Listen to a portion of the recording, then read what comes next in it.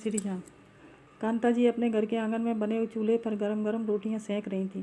चूल्हे के पास बैठे उनके पति राम मोहन जी खाना खा रहे थे। सुबह 5 बजे दोनों उठ जाते थे। कांता जी सुबह पहले गुड़ की चाय बनाती, जिसे पीकर राम मोहन जी नहाने चले जाते। कुएं से पानी खींचकर नहाते, फिर पूजा करते। बाद में खाना खाने के लिए चूल्हे के पास आकर बैठ जाते।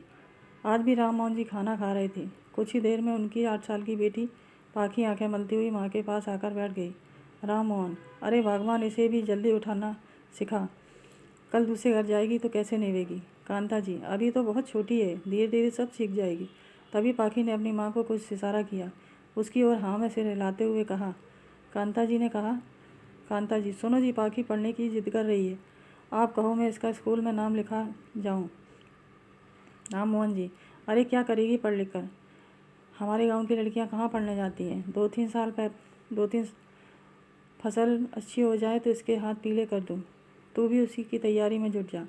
पाखी, नहीं बापू, मुझे पढ़ना है। कांता जी, अरे जब करनी हो शादी तब कर देना, अभी तो जाने दो स्कूल में अपना नाम लिखना सीख जाएगी तो हमारी तरह हर जगह अंगूठा तो नहीं लगाना पड़ेगा।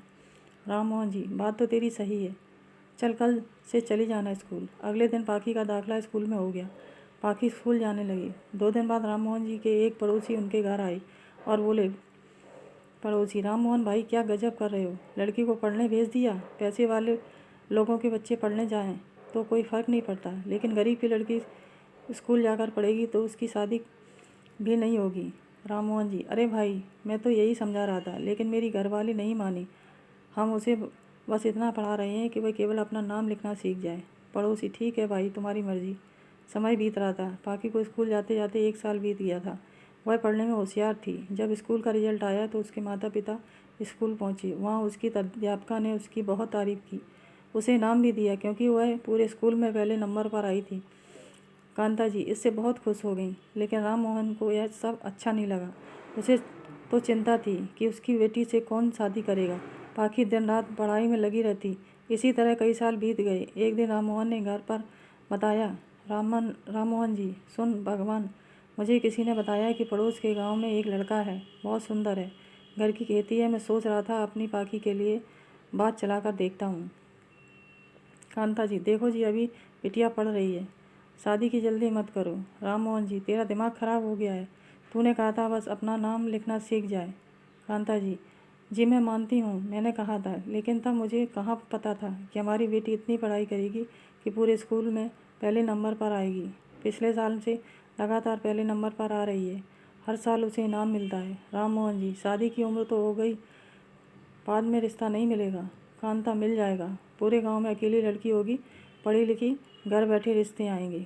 दोनों बहस कर रहे थे, तभी पाखी वहाँ आकर आ गई और बोली, पाखी, बापू मैं पढ़कर अच्छी सी नौकरी करना चाहती हूँ। यह सुनकर राम मोहन जी आग बबूला हो गए। राम मोहन जी, देखा, हो गया ना लड़की का दिमाग खराब। अब हम इसकी कमाई खाएंगे क्या।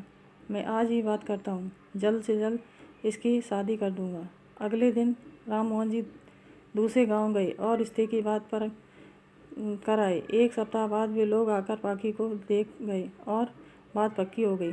पाखी और कांता जी दोनों बेबस मूक दर्शक बनकर यह सब देख रही थी। घर में शादी की तैयारी शुरू हो गई। राम मोहन जी और कांता जी दोनों शादी की तैयारी में जुट गए। अब रिश्ता पक्का हो गया तो किया भी क्या जा सकता है। पाखी की शादी का दिन आ गया। पाखी लग्न मंडप पर बैठी थी। तभी उसने लड़के के पिता की ओर देखते हुए कहा, पाखी, ससुर जी, मैं आगे पढ़ना चाहती थी, लेकिन मेरे पिता ज़बरदस्ती मेरी शादी करा रहे हैं। अगर आप मुझे आगे पढ़ने की इजाज़त देंगे तभी मैं यह शादी करूंगी। ससुर जी, राम मोहन जी, यह क्या मजाक है। आपने हमें हमारी बेइज्जती करने के लिए बुलाया है। यह बात थी तो हमें पहले बताते, हम बारात लेकर ही नहीं आते।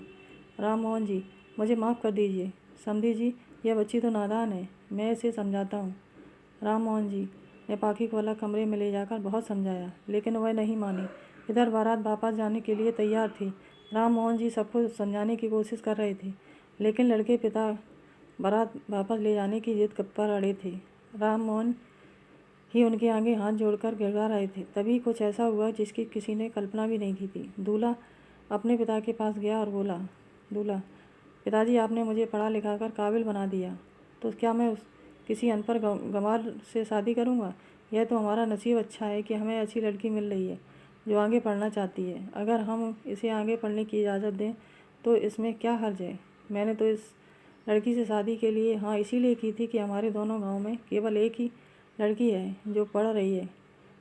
उसकी यह बात सुनकर सब दंग रह गए। आखिरकार दूल्हे के पिता मान गए। धूमधाम से शादी हुई।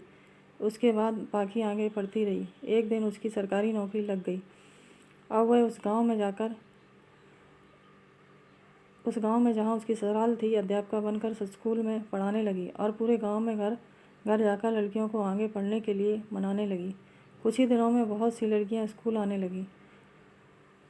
दोस्तों, आपको हमारी कहानी पसंद आई हो तो प्लीज़ लाइक और सब्सक्राइब करें। धन्यवाद। जय हिंद, जय भारत।